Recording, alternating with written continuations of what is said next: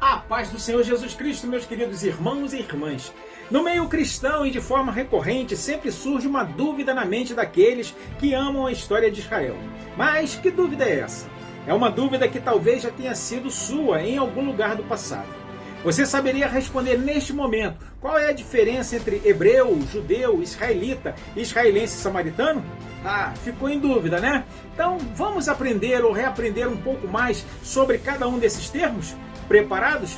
Vamos em frente então.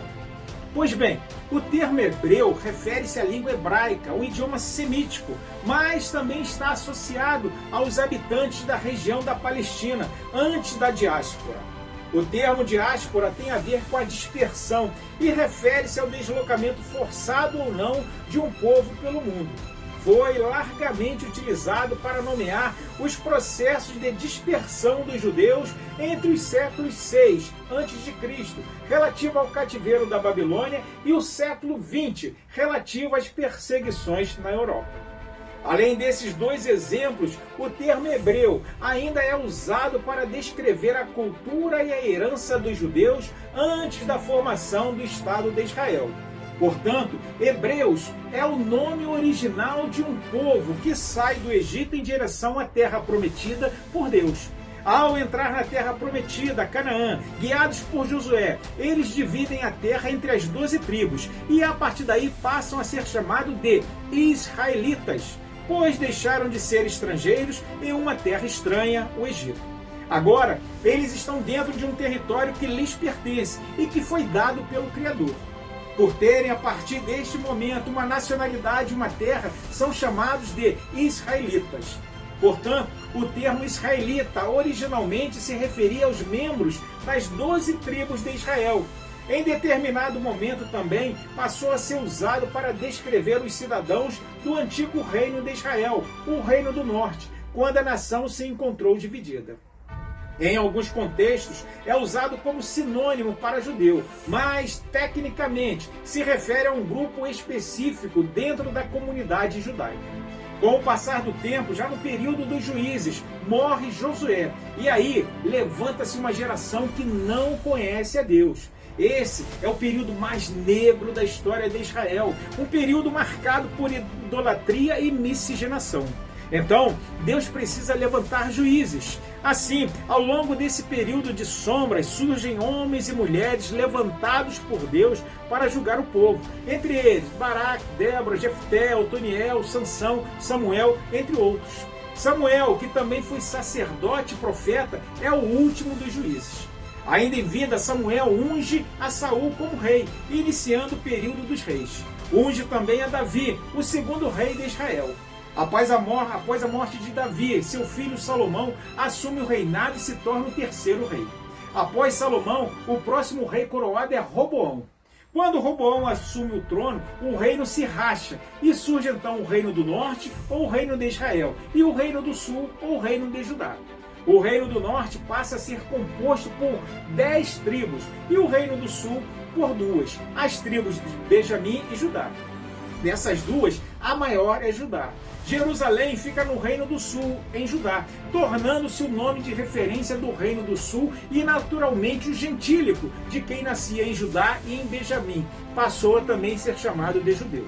Portanto, o termo judeu se refere à etnia judaica, incluindo descendentes de judeus, mas também está relacionado à religião judaica, abrangendo crentes de diversas origens.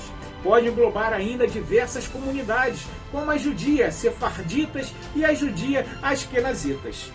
Saindo do Reino do Sul, vamos ao Reino do Norte. Neste reino, eles são chamados de israelitas. Mas qual é a capital do Reino do Norte? Resposta: Samaria.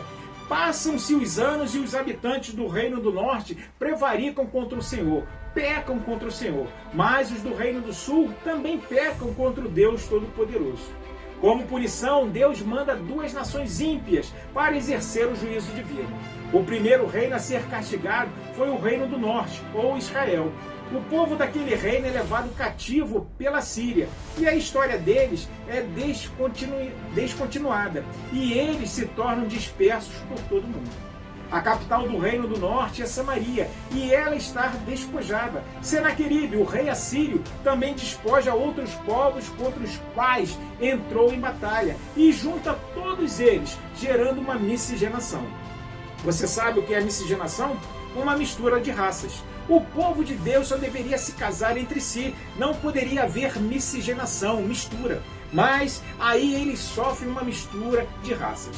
Quem não foi levado para o cativeiro por Senaqueribe fica em Samaria e se mistura com outras raças e a partir de então passam a ser chamados de samaritanos e considerados impuros pelos judeus.